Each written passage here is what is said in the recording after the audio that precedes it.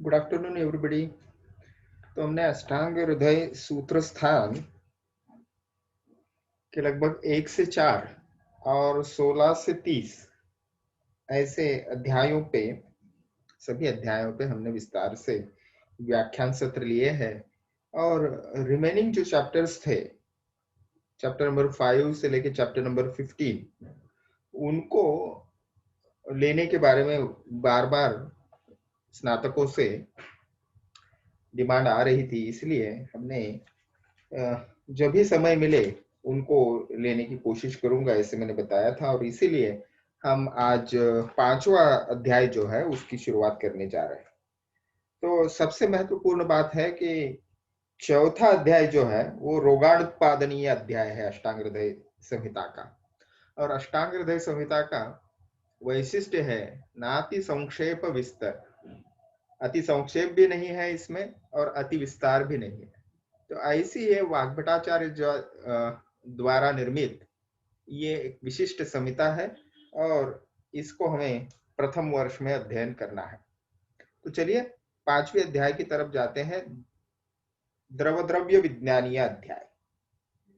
तो इसमें विशेषतः द्रव शब्द जो आता है वह तरल पदार्थ के लिए आता है या जलीय पदार्थ के लिए है, और द्रव्य जो है वह वस्तु स्वरूप में है। तो जलीय द्रव्यों का विवेचन इस अध्याय में किया है।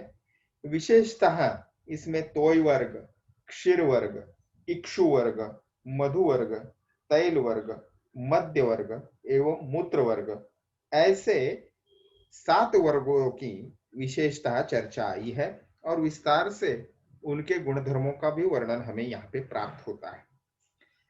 अभी चिकित्सीय दृष्टि से स्वस्थस्य स्वास्थ्य रक्षणम, इस प्रयोजन के लिए तो इन जलीय द्रव्यों की आवश्यकता, जानकारी, उनकी गुणधर्मों की पहचान एक आदर्श चिकित्सक के लिए आवश्यक है।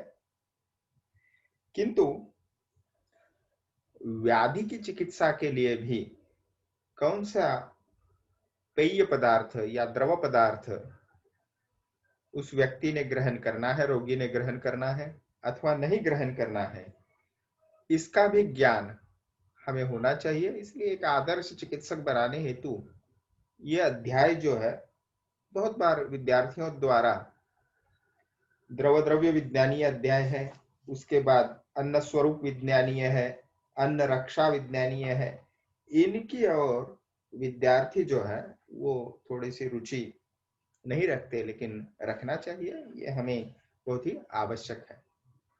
So one by one we will discuss about those things. सबसे पहले जो है वो तोय वर्ग है। तो तोय वर्ग में विशेषतः हम इसका अगर विचार करें तो तोय शब्द से हमें जल पता चलता है, और जल में विशेषतः सर्वश्रेष्ठ जो वर्ग शब्द जो आता है वो ग्रुप या गण के लिए आता है, जिसमें 1 2 3 4 यानी एक से अधिक वस्तुएं या घटक हो सकते हैं। तो उसमें सबसे प्रथम गंगा जल जो है, गंगाम्बु, वो सर्वश्रेष्ठ है और उसको प्रथम वर्णन करते हैं वाग्भटाचार्य। जीवनम तर्पणम रुद्रम लादी बुद्धि प्रबोधनम तनु अव्यक्त रसम मृष्टम शीतम लघु अमृतोपमम गंगाम्बु नभसो भ्रष्टम स्पृष्टम त्वर्केन्दु मारुतैः हिताहितत्वे तद्भूये देश काल अवपेक्षित। तो ये उसके गुणधर्म बताते हैं।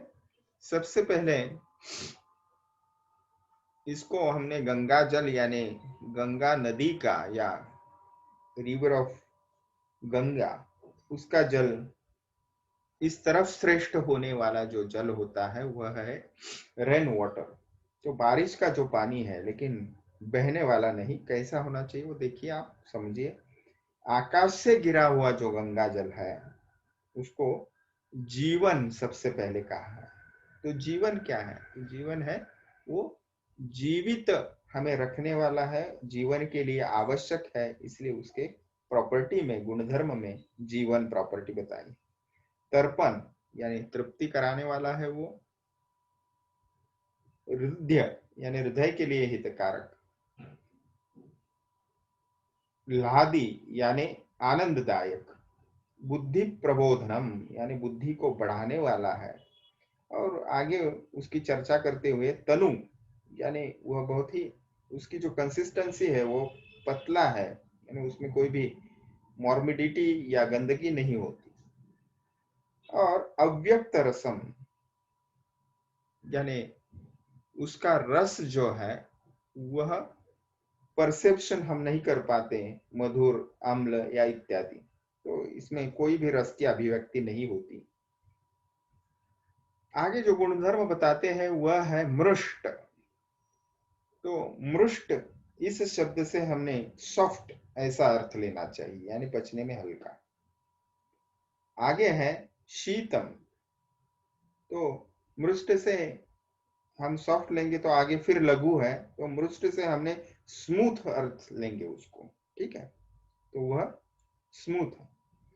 शीतल, शीतम, लघु यानी पचने में हल्का, और अमृतोपमम यानी अमृत के समान या अमृत की उपमा जिसको दी जाती है, दे सकते हैं। इस पद्धति से वो हितकर होने की वजह से, इन गुणधर्मों की वजह से वो अमृत के समान है, ठीक है। तो it is similar to nectar.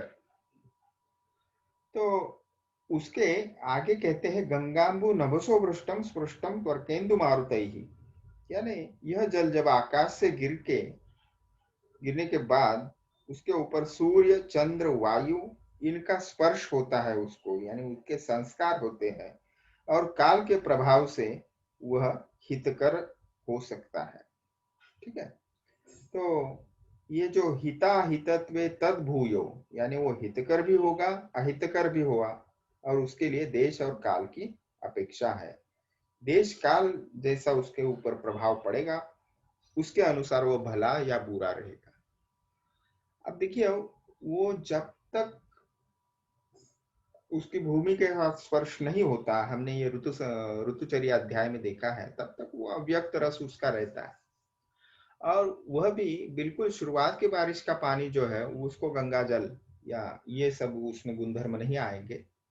तो 2 या 3 बारिश पहले निकल जाए और फिर उसका भूमि से संपर्क होने से पहले ही उसको अगर हम कलेक्ट कर लें तो उसको गंगा समान उसके गुणधर्म हो सकते हैं, उसको गंगाम्बु कह सकते हैं।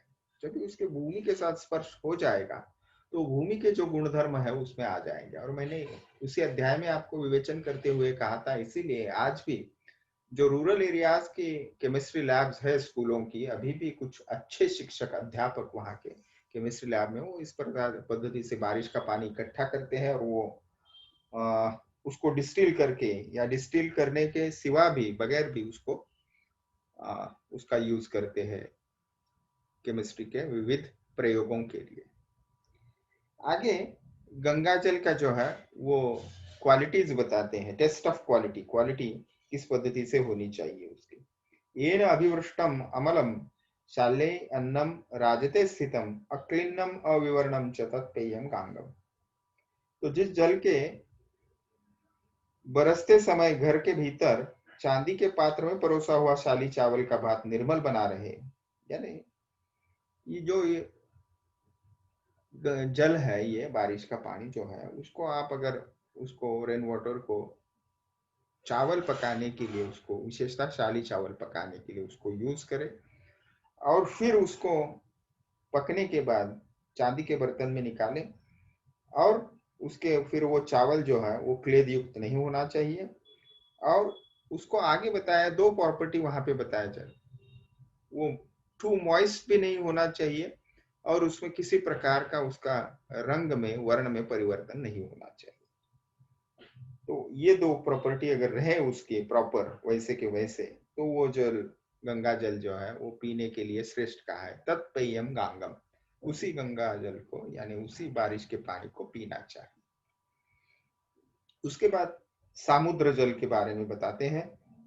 सामुद्रम तन्न पातव्यम मासात श्वयुजा, मासात अश्वयुजाद विना, यानी ये समुद्र जल यानी समुद्र का पानी जो है वो गंगा जल के विपरीत गुण वाला होता है। अन्यथा, ऐसे ऊपर के श्लोक में आया, देखिए ये गांगम के बाद अन्यथा शब्द है, और फिर ये अन्यथा, फिर दूसरे लाइन में सामुद्रम तन्न पातव्यम मासा आश्वयुजाद विना। तो समुद्र जल उसके विपरीत गुण वाला होता है, और वह कैसा होता है, तन्न पातव्यम, वो पीने के योग्य नहीं है, और वह अश्विन मास में पीने के योग्य हो जाता है। देखिए, सबसे प्रधान जो है वह गांग जल है, और उसी को ऐन्द्र जल भी कहते हैं कुछ विद्वान जो है।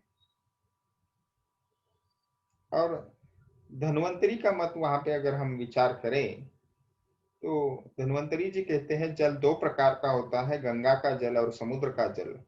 गंगा का जल प्रायः अश्विन मास में बरसता है, ठीक है। और वो दोनों प्रकार जो है वो जलों की परीक्षा करनी चाहिए। वो जो सामने पहले हम परीक्षा देख चुके हैं, उसको अगर हम एक बार परीक्षण कर ले तो कौन सा जल पीने लायक है, उपयोग करने लायक है, वो स्पष्ट हो जाता है।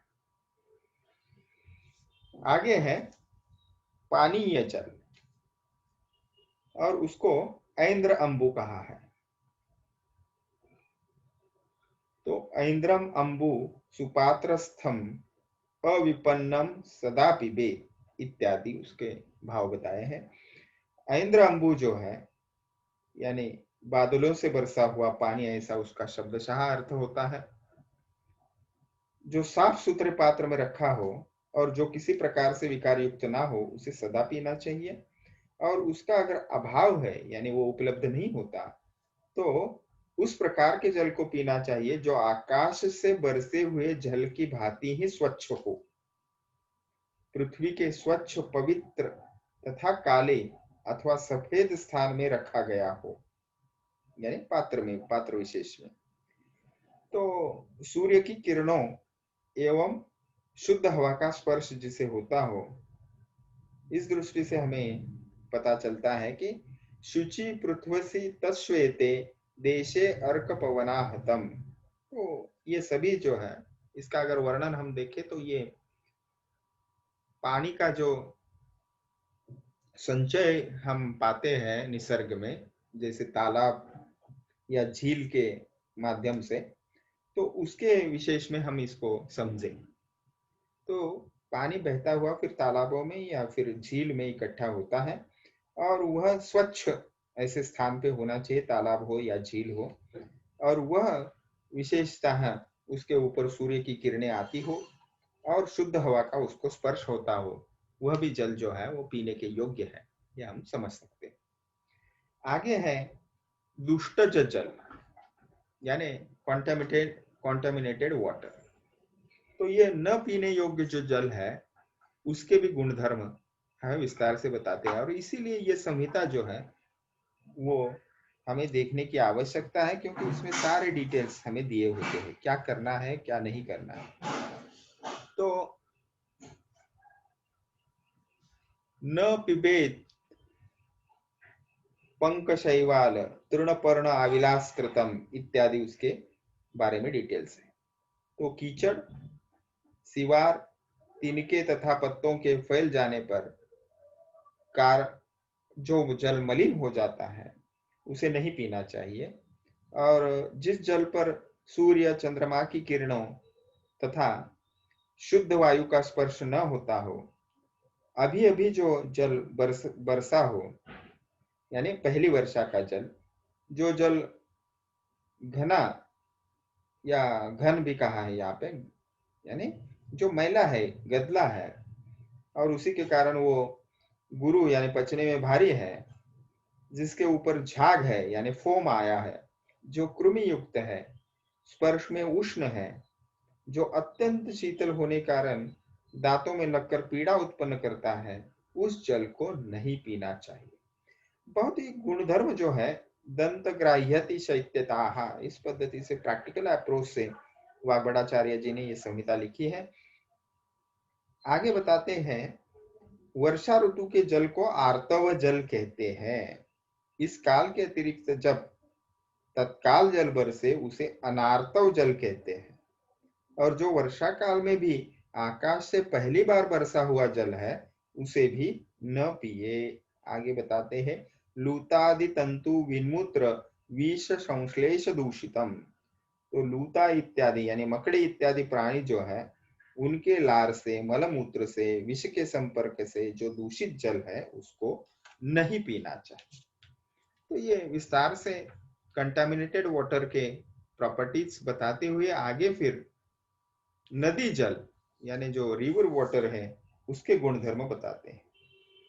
तो नदी का जल का देखिए विस्तार से थोड़ा वर्णन है। नदी का जल पहले उसके जनरल प्रॉपर्टीज बताते हैं, तो उसको देखेंगे। पश्चिमोत उद्दिघाः शीघ्रवाः याः च अमलोदकाः पथ्या समासत्ता नद्यो विपरीताः तु अतो अन्यथा। तो यहाँ पे नदी जल का वर्णन करते हुए पश्चिमी समुद्र की ओर बहने वाली, वेग से बहने वाली निर्मल जल वाली जो नदियां है वे सभी हितकारक जल वाली होती है। और इन गुणों के विपरीत जो नदियां हैं उनका जल जो है वो अहितकारक होते हैं। विपरीतो अन्यथा, यह अन्यथा शब्द का प्रयोग करके अति विस्तार जो ग्रंथ का है वो टालने की कोशिश इन जनरल यहाँ पे वाग्भटाचार्य जी करते हुए दिखाई देते हैं। आगे उपला स्फालन आक्षेप विच्छेद ही खेदितोदका इत्यादि सूत्र में नदी जल का वर्णन करते हैं। हिमालय तथा मलय पर्वत से निकलकर बहने वाली जो नदियां हैं उनका जल पत्थरों एवं चट्टानों से टकराकर गिरने से छिन्न छिन्न होने के कारण वह आलोड़ित हो जाता है, ऐसा अर्थ लेना चाहिए हमने। और इसीलिए वह जल पथ्यकारक यानी हितकर है, यानी पचने में वो लघु हो जाता है। जब उक्त नदियां जो है वह जल जिस प्रदेश में आकर स्थिर हो जाती है, अर्थात उनका वेग से बहता हुआ पानी जो है वो स्थिर हो जाता है, उतना वेग से नहीं बहता है, उन उन स्थानों में उन उन नदियों का जल जो है वो व्याधि उत्पन्न करने वाला होता है, जैसे कृमि रोग, श्लीपद यानी फिलपा, हृदय रोग, गलगंड यानी कंठ रोग, शिरो रोग, ये वह उत्पन्न कर सकता है। यानी जो बहता हुआ पानी है उसका ही आपने इस्तेमाल करना है, ये नदी जल के बारे में बताते हैं। वो जो स्थिर नदियां हो जाती है जिनका बहाव बिल्कुल ठंडा रहता है वो पानी व्याधि उत्पन्न करने वाला होता है। कौन सी व्याधि उत्पन्न प्रधानता से करता है वो भी हमने यहाँ पे वाग्भटाचार्य जी को वर्णन करते देखा। आगे वो बताते हैं, वो देश के अनुसार गुणधर्म नदी जल के बताते हैं, जैसे प्राच्य है या फिर आवंत्य देश है, इस पद्धति से। तो प्राच्य देश यानी आसाम तथा बंगाल जो है उसको वो बताते हैं। और फिर आवंत्य देश यानी मालव तथा अपरांत यानी सह्याद्री का पश्चिमी प्रदेश यानी कोंकण। तो इन प्रदेशों की नदियां जो है वह विशेषतः अर्श यानी बवासीर, उदर व्याधि, श्लीपद, इन रोगों को पैदा करती है। और आगे बताते हैं सह्याचल तथा विंध्याचल की नदियां जो है वह कुष्ठ रोग, पांडु रोग एवं शिरो रोग इनको उत्पन्न करती है। फिर पारियात्र यानी 7 कुल पर्वतों में से एक पर्वत से उत्पन्न नदियां जो है वह जल दोष नाशक है। इसका सेवन करने से बल एवं पौरुष यानी उत्साह जो है वो बढ़ता है।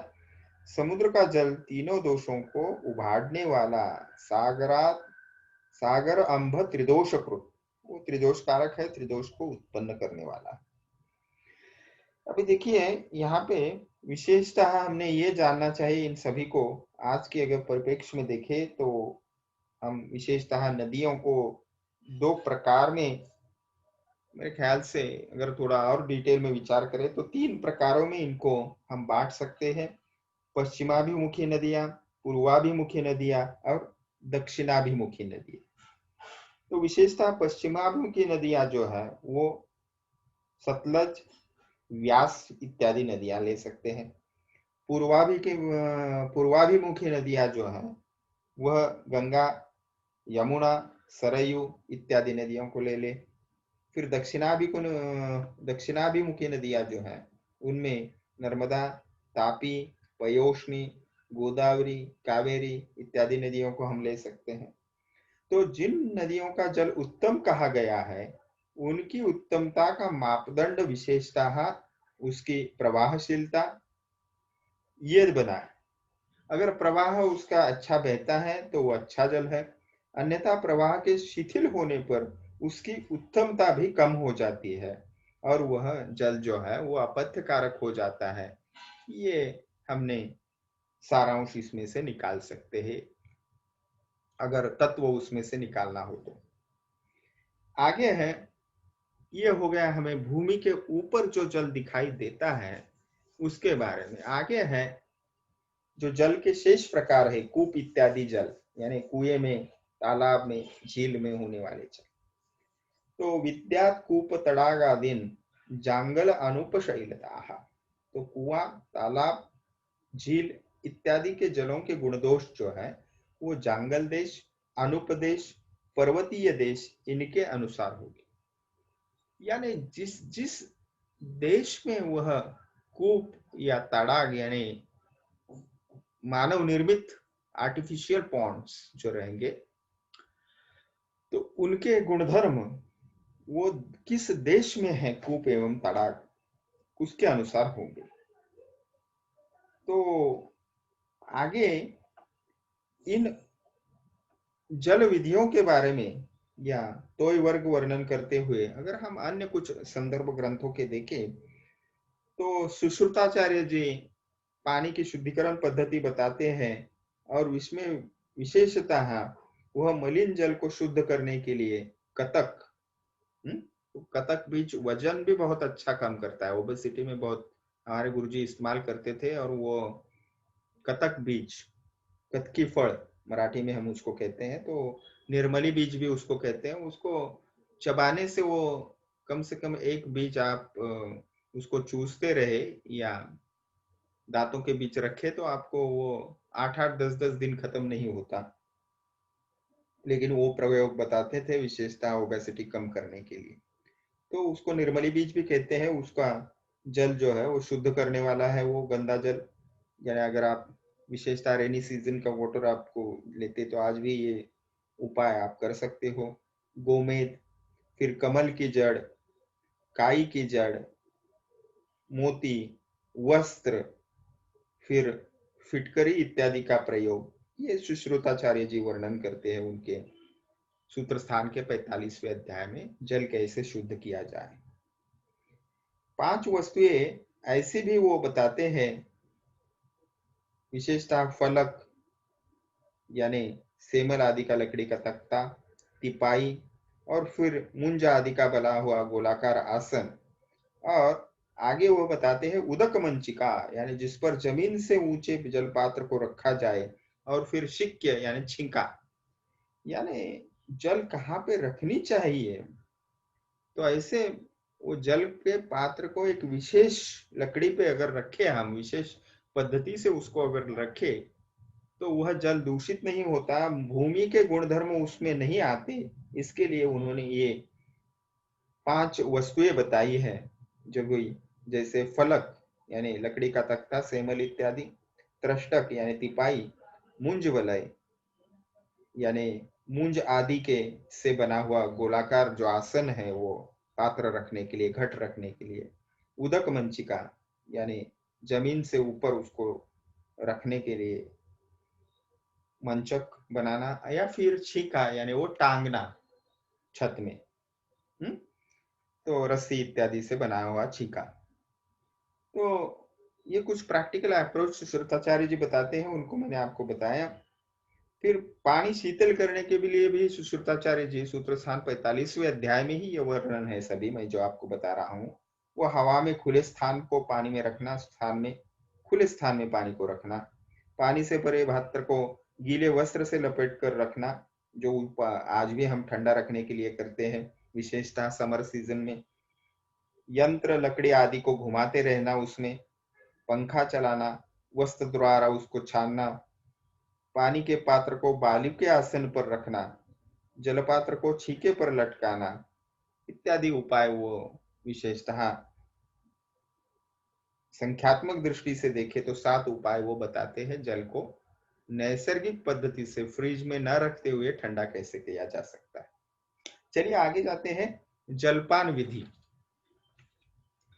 तो सबसे पहले तो अधिक जल जो है उसको पीने से क्या व्याधियां होती है उसकी गणना सबसे पहले देखते हैं। नाम्बुपेयम अशक्या अशक्त्या वा स्वल्पम अल्पाग्निगुल्मिभिः इत्यादि। तो जलपान विधि के बारे में वर्णन करते हुए वो बताते हैं कि शक्ति से अधिक जल को किसी को नहीं पीना चाहिए। विशेषतः पांडु, उदर, अतिसार, अर्श, ग्रहणी, शोष, शोथ, ये व्याधि, शोष यानी राजयक्ष्मा, तो ये व्याधि अगर पहले से किसी पुरुष को है तो उस पुरुष को थोड़ा ही जल पीना चाहिए, ज्यादा जल नहीं पीना चाहिए। यानी आज हम ये फैट या फैशन देखते हैं विशेषतः कि मॉडर्न मेडिसिन एलोपैथी प्रैक्टिस करने वाले या डाइटिशियंस बताते हैं कि जैसे आपने ज्यादा से ज्यादा पानी पीना चाहिए, तो आयुर्वेद के अनुसार ये बिल्कुल ही गलत है। तो जो भी हम मुख से लेंगे उसको पचन की आवश्यकता रहेगी, और इसलिए विशेषता ये व्याधि जिन व्यक्तियों को है, मंदाग्नि यानी भूख नहीं लगती अच्छे से, गुल्म यानी इसको गुल्म शब्द से हम विविध फाइब्रॉइड्स या फिर स्त्रियों के विशिष्ट रक्तज गुल्म जो रहेंगे उनको हम ले सकते हैं। पांडु रोग एनीमिया, उदर रोग, अतिसार यानी जिसको पहले से ही लूज मोशंस हो रहे, पाइल्स या फिर ascites, irritable bowel syndrome, TB, ऐसी व्याधियां हैं, सूजन है शरीर के ऊपर, इन लोगों ने पानी बिल्कुल ही ज्यादा नहीं पीना चाहिए। ठीक है। तो आगे उसके बाद के श्लोक में विशेषतः जलपान का फल या फलश्रुति बताते हैं। देखिए, शीतल जलपान करने से विशेषतः क्या लाभ होते हैं वो बताते हैं। समस्थूल कृशाभुक्त मध्यान्ह मध्यांत प्रथमाम्बुपाः। यानी जलपान कैसे किया जाए, हमेशा हमें रुग्ण पूछते हैं, आप प्रथम वर्ष में हो, स्नातक हो, फिर भी विद्यार्थी पूछते हैं कैसे पानी पीना चाहिए। क्योंकि टेलीविजन पे, कई न्यूज चैनल्स पे, फिर हेल्थ अवेयरनेस प्रोग्राम आते हैं, उसमें कुछ गलत बातें भी होती है, न्यूज़पेपर में आता है। तो आपको ये संदर्भ जो है मैं बता रहा हूँ वो बहुत महत्वपूर्ण रहेगा। भोजन करते समय बीच बीच में पानी पीना जो है वो सम व्यक्ति के शरीर को रखता है। यानी शरीर को ऐसे उसका वेट मेंटेन करना है वैसे के वैसे, तो बीच बीच में पानी पीना चाहिए भोजन करते समय। भोजन के अंत में जल पीना है उसने, तो जिसको स्थूल या मोटा जिसको होना है, या भोजन के आरंभ में जल पीने वाला व्यक्ति जो है वो कृश होता है। तो इसलिए आपको अगर किसको कृश करना है तो भोजन के पहले ही उसको पानी पिला दीजिए या पीने की सलाह दीजिए। वैसे के वैसे उसको मेंटेन रखना है फिगर को या शरीर की आकृति को, तो उसको बीच बीच में पानी पीने के लिए कहिए। या फिर बिल्कुल ही कृश है तो उसने पहले या बीच बीच में पानी नहीं पीना है, भोजन खत्म होने के बाद कुछ समय बाद वो पानी पिए तो उसकी जो कृशता है वो कम होगी। ऐसे चिकित्सा दृष्टि से भी इसका उपयोग आप कर सकते हो, केवल पानी पीने की आदतों में परिवर्तन करके। आगे है शीत जल। तो ये शीत जल के गुणधर्म आप देखिए। शीतम मदात्यय ग्लानि मूर्छा छर्दी श्रम भ्रमाण तृष्णा उष्ण दाह पित्तास्र विषानी अंबुनि यच्छति। तो शीतल जल से क्या लाभ होते हैं? तो विशेषतः शीतल जल का सेवन करने से मदात्यय रोग, ग्लानि, मूर्छा, बेहोशी यानी छर्दी यानी वमन या वॉमिटिंग, थकावट, भ्रम, तृष्णा, उष्ण यानी गर्मी या पसीना जिसको ज्यादा आता है ऐसी स्थिति, दाह, पित्त विकार, रक्त विकार और विष विकार, ये सभी शीतल जल के सेवन से केवल नष्ट हो जाते हैं। यानी जल के औषधि उपयोग आप कर सकते हो इसको रोगग्नता बताई है यहाँ पे शीत जल की। उष्ण जल के गुणधर्म देखिए, दीपनम पाचनम कंठम लघुष्णम बस्तिशोधनम हिद्मा आत्मान अनिल श्लेष्म सद्याः शुद्धिन नवज्वरे कासाम पीनस श्वास पार्श्व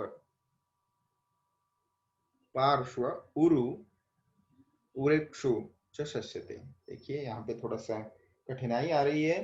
तो पार्श्वक्षु, तो पार्श्वशूल व्याधि जो है उसको नष्ट करता है। तो पार्श्व रुक शूच शस्यते, इस पद्धति से इसका प्रोनाउंसिएशन करें।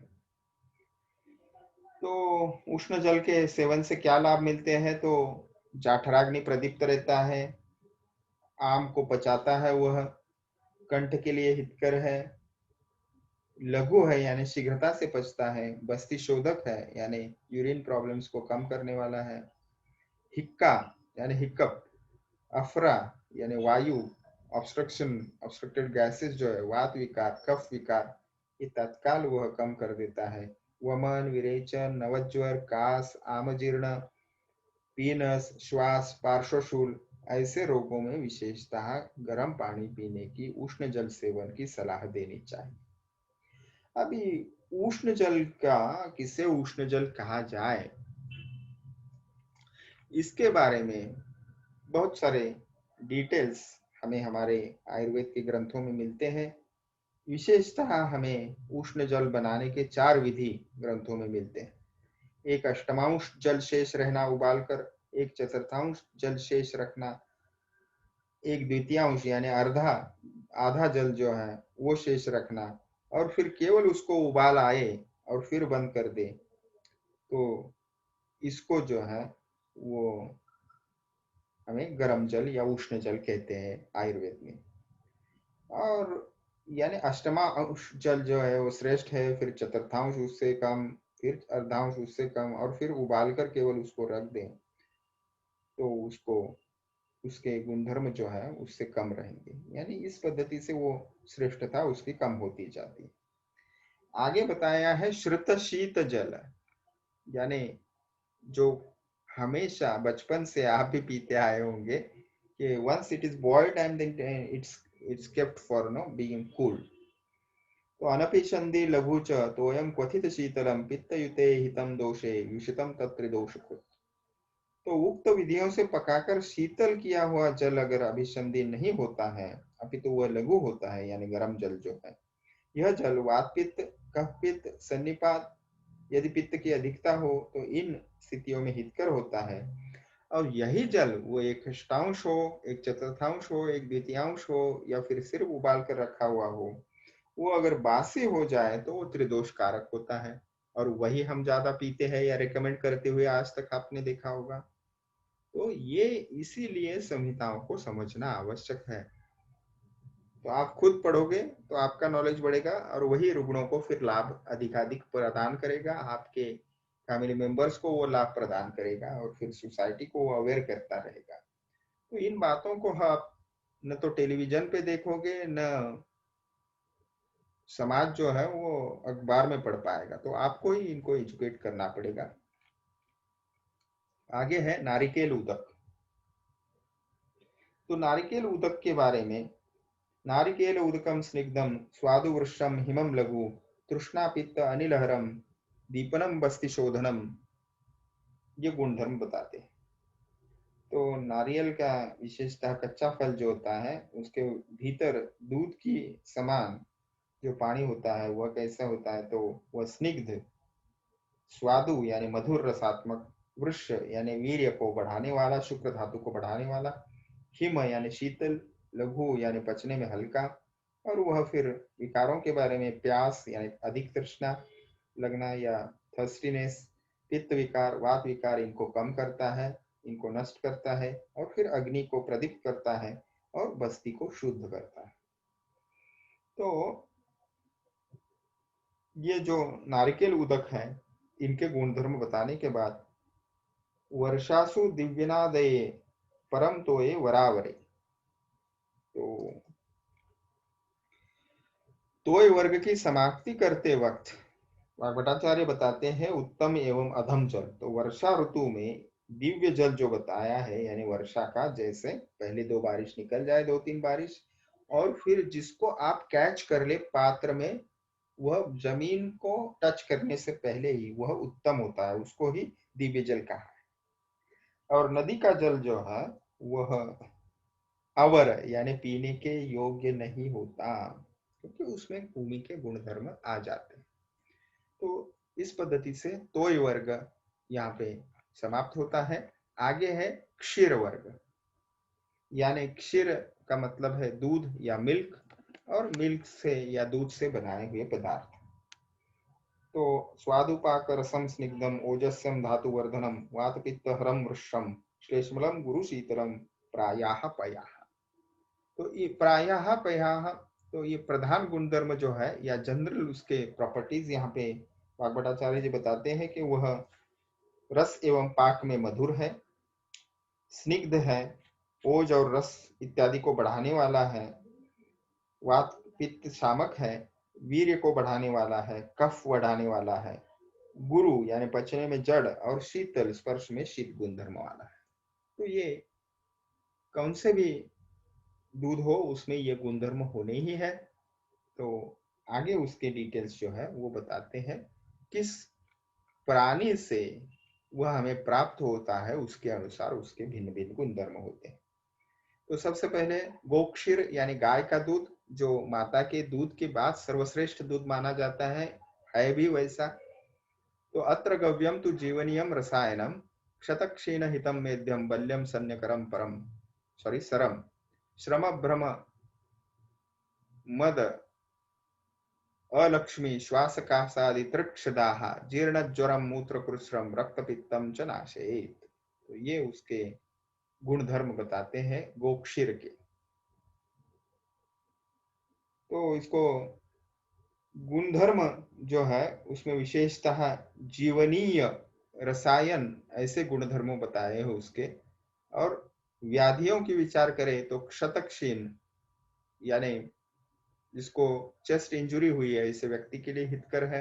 उसके आदि अदर प्रॉपर्टीज बताते हैं मेध्य यानी इंटेलेक्चुअल पावर बढ़ाने के लिए, बल्य यानी शारीरिक मानसिक बल बढ़ाने के लिए, स्ट्रेंथ बढ़ाने के लिए, स्तन्यकर यानी माताएं जो अपने बच्चों को दूध पिलाती है, ब्रेस्ट मिल्क, तो उनको जरूर गाय के दूध का सेवन करना चाहिए ताकि पर्याप्त दूध की निर्मित जो है, माता के स्तन्य की निर्मित हो सके अपने बालक का पोषण करने के लिए। और फिर लास्ट प्रॉपर्टी बताते हैं सर। सर जो प्रॉपर्टी है वो विशेषतः मूविंग है। तो ये अच्छा सरत्व उससे होने की वजह से बावल मूवमेंट्स जो है अच्छे होते हैं।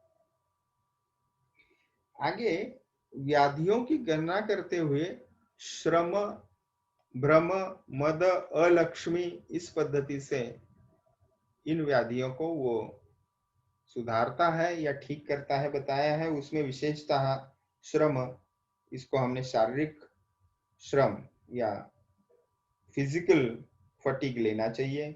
भ्रम यानी वर्टिगो, मद यानी उसको कुछ सूझ नहीं रहा है, व्यक्ति को कंट्रोल, सेल्फ कंट्रोल कुछ भी नहीं है ऐसी स्थिति। अलक्ष्मी का अर्थ यहाँ पे कुछ इन ऑस्पियसनेस, यहाँ पे अंग्रेजी ट्रांसलेशन लेना है, लेकिन कांतिहीनता ऐसा भी एक अर्थ आप ले सकते हो। यानी उसको, उस व्यक्ति की आभा जो है, कॉम्प्लेक्शन जो है बिल्कुल ही डल हो जाता है, तो वह कम करने वाला है। श्वास कास, प्यास अधिक लगना, भूख अधिक लगना, जीर्ण ज्वर, मूत्रकृच्र, रक्तपित्त, इन व्याधियों का नाश करने वाला गाय का दूध है। आगे है बकरी के दूध के गुणधर्म बताते हैं। अजाक्षीर बाद में है, पहले है माहिषक्षीर, भैंस के दूध के गुणधर्म।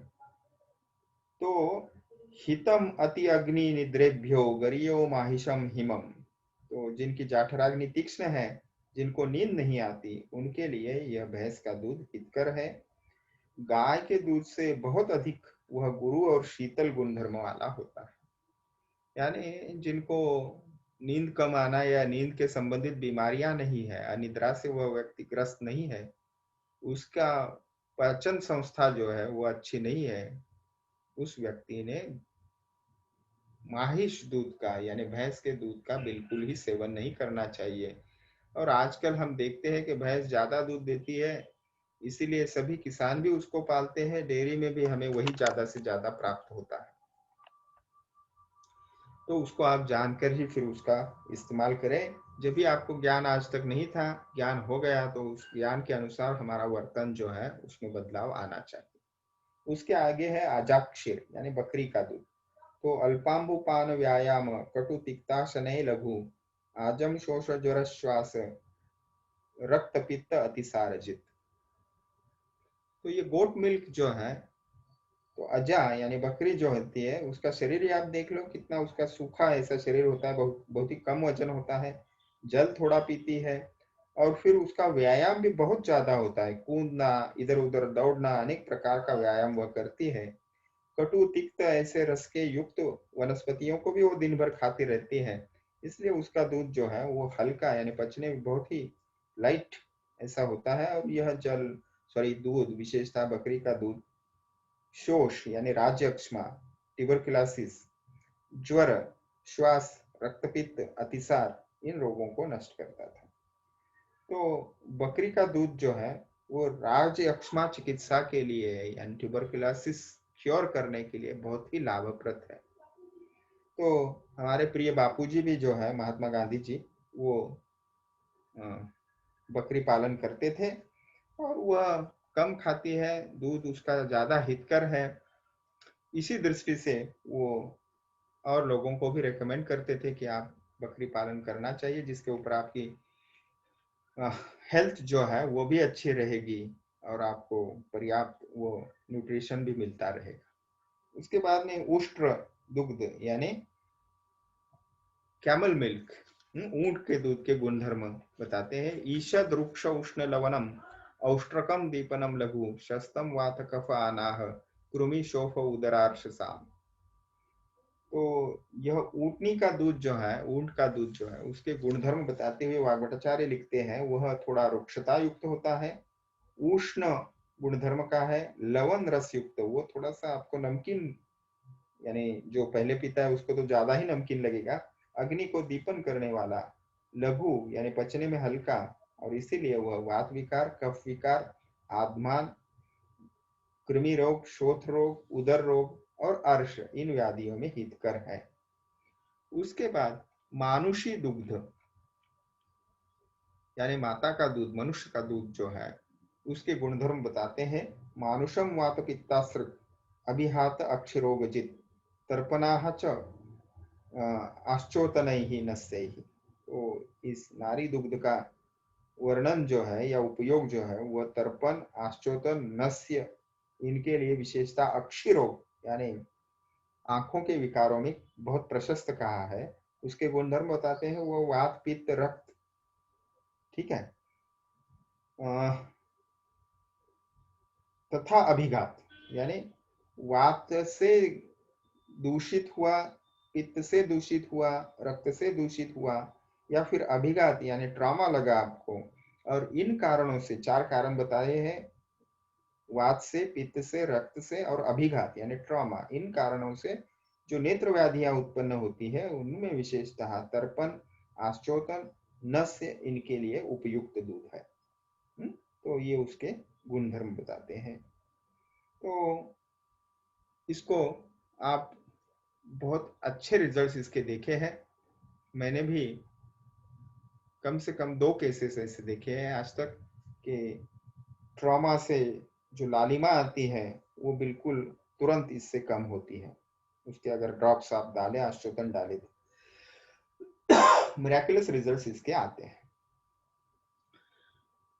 आविक क्षीर, बाद में भेड़ी का दूध जो है उसके गुणधर्म बताते हैं। अरुध्यम तृष्णम आविकम वात व्याधि हरम हिदमा श्वास पित्त कफ प्रदम। तो हृदय को अप्रिय यानी बिल्कुल ही अहितकारक है वह, उष्ण गुणधर्म का है, वात व्याधि नाशक है, हिक्का यानी हिक्कप हिचकी, श्वास, पित्त, कफ इनको वह बढ़ाता है। तो ये भेड़ी के दूध के बारे में बता दिया। उसके बाद में हथिनी का दूध यानी हस्ती दुग्ध जो है, हस्ती क्षीर, उसके गुणधर्म बताते हैं। हस्तिन्याः स्थैर्यकृत, बस इतना ही बताया। वह शरीर को स्थिरता पर्याप्त करने के लिए कहा। वास्तव में इसका यह गुण जो है वो कारणानुरूपम कार्यम, ठीक है, यानी हाथी जिस प्रकार से वो स्थिर रहता है, स्ट्रेंथ उसमें ज्यादा रहती है, वैसे ही गुणधर्म उसके रहते हैं। अर्थात अन्य जो प्राणी है उसके बारे में भी यह बिल्कुल सिद्धांत कार्य कारण भाव हर एक जगह पे वैसे के वैसे हमें उसके हम इम्प्लीमेंटेशन कर सकते हैं बताने के लिए। आगे है अब एक शफ क्षीर, यानी जिस प्राणी को एक खुर होता है उसके गुणधर्म बताते हैं। तो एक खुर वाला प्राणी यानी घोड़े हो, गधी हो, इनका दूध, तो उनका दूध विशेषतः उष्ण यानी गर्म गुणधर्म वाला, लघु पचने में हल्का, और विशेषतः वह दूध जो है, ये घोड़े का दूध है, गधी का दूध है, वह विशेषतः शाखाओं के वात दोष का नाशक है। तो ट्रेमर्स या फिर पार्किंसंस जैसे डिसीज है, तो विशेषतः टांगे, बाहें, रक्त धातु संबंधित जो विकार है, तो उनको वह कम करने वाला है। उसके गुणधर्म बताते हैं, वह कुछ खट्टा लवण रस युक्त है और जड़ता यानी आलस्य और बुद्धिहीनता उत्पन्न करने वाला है। आगे जो बहुत सारा फैशन होता है या स्टूडेंट लाइफ में, बैचलर लाइफ में आप कच्चा दूध भी पीते हो, वैसे के वैसे जो मिल्क बैग आती है उसको आप मुंह में लगा देते हो, तो वह जो दूध है बिल्कुल ही कितने भी अच्छे प्राणी का क्यों न हो, वह जरूर आपको, गोदुग्ध भी है, आपको व्याधि उत्पन्न करेगा कुछ काल के बाद। ये बार बार आप करोगे तो। कच्चा यानी बिना गर्म किया हुआ दूध कैसे होता है, तो वह अभिसंधि गुरु यानी पचने में भारी, और उसको ही अगर आप युक्त्या यानी उसको आप गर्म करो तो श्रुतम अतो अन्यथा, यानी वह इसके विपरीत, यानी वो अभिसंध को नष्ट करने वाला, पचने में हल्का, इस प्रकार का हो जाता है। अब आगे धारोष्ण दूध की बात बताते हैं, यानी अभी अभी वो निकाला है आपके सामने, और उसके जिस प्राणी के शरीर से आता है वह गाय का धारोष्ण दूध तो सर्वश्रेष्ठ कहा है, तो उसकी उष्णता उसमें आप श्री कृष्ण भगवान भी देखते हो कि वो वैसे के वैसे पीते थे धारोष्ण दूध। तो वह भवेद गरियो अतिश्रुतम धारोष्णम अमृतोपमम, तो धारोष्ण दूध अमृत के समान गुण कारक है, उसकी तुलना अमृत के साथ की है, इस प्रकार गुणधर्म वाला होता है। उसके आगे दधी का गुणधर्म बताते हैं। देखिए दधी के गुण अम्लपाक रसम ग्राही इत्यादि बताते हैं। उसका अर्थ देखेंगे, यह पाक एवं रस में अम्ल होता है, ग्राही यानी मल को बांधने वाला, गुरु यानी पचने में जिसे देरी लगती है, उष्ण और वातनाशक है, मेद धातु, शुक्र धातु, कफ पित्त रक्त अग्नि इनको बढ़ाने वाला है, एवं शोथ कारक यानी शरीर की सूजन बढ़ाने वाला है, भोजन के प्रति रुचि को बढ़ाता है। इसको प्रयोग में आप अरुचि व्याधि में इसका प्रयोग कर सकते हैं। जाड़ा लगकर जो आपको शीतता से विषम ज्वर आता है, पीनस रोग यानी पुरानी सर्दी या साइनसाइटिस भी कहते हो, मूत्रकृच्छ रोग, इन व्याधि में वो हितकर है। ग्रहरी रोग में विशेषतः रुक्ष दधी जो है यानी मक्खन निकाला हुआ दही जो है वो हितकर बताया है।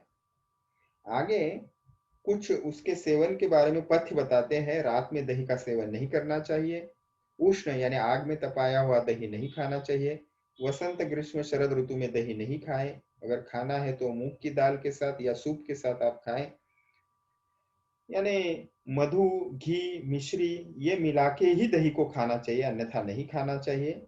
आंवले के साथ मिलाकर आप खा सकते हो। प्रतिदिन दही नहीं खाना चाहिए। मंदक यानी जो दही अच्छा नहीं जमा है उसको नहीं खाना चाहिए। इस प्रकार निषिद्ध दही का अगर सेवन किया जाता है तो आपको व्याधि हो सकते हैं, कौन से, ज्वर, रक्तपित्त, विसर्प, कुष्ठ रोग यानी स्किन डिसीजेस, पांडु रोग, भ्रम यानी चक्कर आना। तो आगे जाते हैं, तक्र के गुणधर्म बताते हैं। मुझे आज भी याद है 1994 में जब मैं 1993 में अगस्त में, तो उस वक्त अष्टांग संग्रह हमें अध्ययन के लिए था सूत्र स्थान का। और वहां पे भी जब इन द्रव्यों की हमारे अध्यापिका बहुत ही चाव से पढ़ाती थी। आज भी मैं जब उनका स्मरण है और उनकी तन्मयता बिल्कुल सफल हुई है, क्योंकि ये विषय ही ऐसा है कि ये अगर आप न जाने तो आप औषध आहार को अगर आप नहीं जानोगे तो औषध को आप कहाँ से जानोगे। उनका नाम था, वो अभी स्वर्गवासी है, मेरी अध्यापिका डॉक्टर सौ गद्रे मैडम, विजया गद्रे। तो उनको नमन करते हुए आगे जाते हैं। तक्र के बारे में वो बहुत प्रशस्ति से बताती थी। तक्रम लघु कषाय आम्लम दीपनम कफवातजित शोफ उदर अर्श ग्रहणी दोष मूत्र ग्रह अरुचि प्लीह गुल्म घृत व्यापद गर पांडवा मयांजये। तो लघु होता है वो पचने में हल्का, कषाय रसात्मक, अम्ल रसात्मक, जाठराग्नि दीपक, कफवात नाशक, शोथ रोग, उदर व्याधि, अर्श व्याधि, ग्रहणी, मूत्राघात, अरुचि, प्लीहा व्याधि, गुल्म या फिर स्नेह से होने वाले व्यापद, गरविष, पांडुरोग, इनको वह जीत लेता है। जयेत यानी निश्चित ही उसको वह खत्म करता है, ऐसा अर्थ लेना चाहिए। तक्र के ये गुण धर्म जो है वो हमें वाग्भटाचार्य जी विस्तार से बताते हैं। तक्र की प्रशंसा जो है वो भी बहुत सारे ग्रंथकारों ने की है, जो हमें यहाँ पे नाति संक्षेप विस्तार ऐसे ग्रंथ करना था तो वाग्भटाचार्य जी ने उसकी प्रशस्ति नहीं की है यहाँ पे। लेकिन तक्रम शक्रस्य दुर्बलम, तो संस्कृत के सुभाषित साहित्य में हमें इसकी प्रशंसा दिखाई देती है। यानी शक्र यानी देवताओं का राजा जो है इंद्र, उसको भी यह प्राप्त नहीं है, इतने उसके गुण धर्म है और उसकी प्रशंसा की है। न तक्र सेवी व्यथते कदाचित न तक्र दग्धाः प्रभवन्ति रोगाः यथा सुराणाम अमृतम सुखाय तथा नराणाम भुवि तक्रम अस्ति। जैसे देवों में अमृत है वैसे मनुष्यों के लिए पृथ्वी के ऊपर तक्र है। इस प्रकार शक्रस्य दुर्लभम, और वह पृथ्वी लोक का अमृत है, इस प्रकार उसकी प्रशंसा की जाती है या की है अन्य संस्कृत ग्रंथों में भी। मस्तु का वर्णन आगे देखते हैं। तद्वद मस्तु सरम स्रोतशोधि विष्टम्ब चित लघु। मस्तु क्या है, तो दही में जो पानी होता है उसको मस्तु कहते हैं। उसके गुणधर्म भी तक्र के समान है।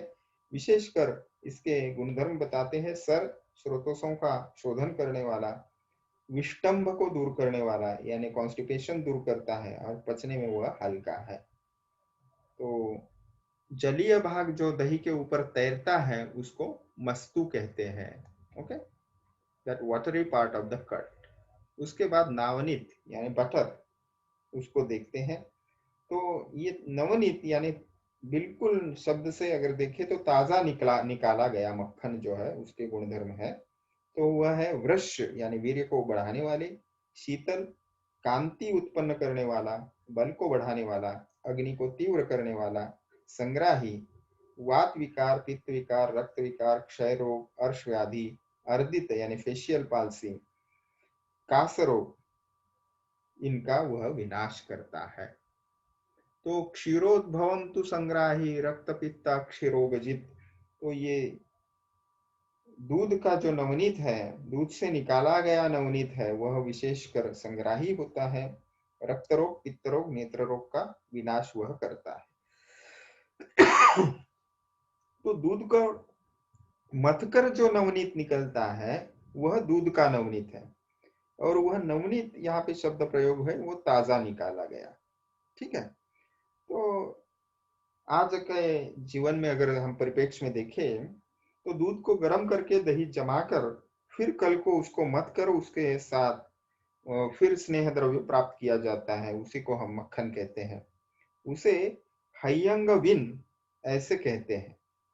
तो यह भी नवनीत का ही एक प्रकार है, और इसको पकाने पर फिर घी जो है वह हमें प्राप्त होता है। ठीक है, आगे देखते हैं घृत के गुणधर्म। तो घृत देखिए, शस्तम धी स्मृति मेधाग्नि बलायु शुक्र चक्षुषाम। तो बुद्धि, स्मृति, मेधा यानी धारणा शक्ति, जाठराग्नि शारीरिक बल, दीर्घायु यानी आयुर्वय घृतम ऐसे भी कहा जाता है, साक्षात जीवन है घृत में माने। शुक्र दृष्टि के लिए उत्तम, बालकों के वृद्धों के लिए श्रेष्ठ, प्रजा कांति सुकुमारता इनको वह रखता है। आपका स्वर जो है वह सुरीला बनाए रखता है, उसके लिए उत्तम है। विशेषता व्याधियों का वर्णन किसमें वह ज्यादा उपयुक्त है, वह क्षत, क्षीण, विसर्प, शस्त्रहत, अग्निदाह यानी बर्निंग, वात विकार, पित्त विकार, विष व्याधि, उन्माद, राजयक्ष्मा, निर्धनता या कुरूपता इस स्वरूप से अलक्ष्मी शब्द का प्रयोग किया है। ज्वर का नाश करने वाला घृत होता है। और विशेषतः स्नेहानाम उत्तमम शीतम, तो समस्त स्नेह द्रव्यों में वह श्रेष्ठ है, शीत वीर्य वाला है, यौवन को स्थिर रखने वाला है। शास्त्रोक्त विधियों से अगर उसको पकाकर आप रखा जाए तो हजारों शक्तियों से वह परिपूर्ण हो जाता है। और इसीलिए उसका प्रयोग अगर आप युक्ति युक्त करें तो हजारों चिकित्सोपयोगी कर्मों में वह उसका उपयोग हम कर सकते हैं। सहस्त्र वीर्यम विधि भी घृतम कर्म सहस्त्रकृत, तो युक्ति पूर्वक उसका अगर प्रयोग करें तो। आगे पुराण घृत का वर्णन आता है।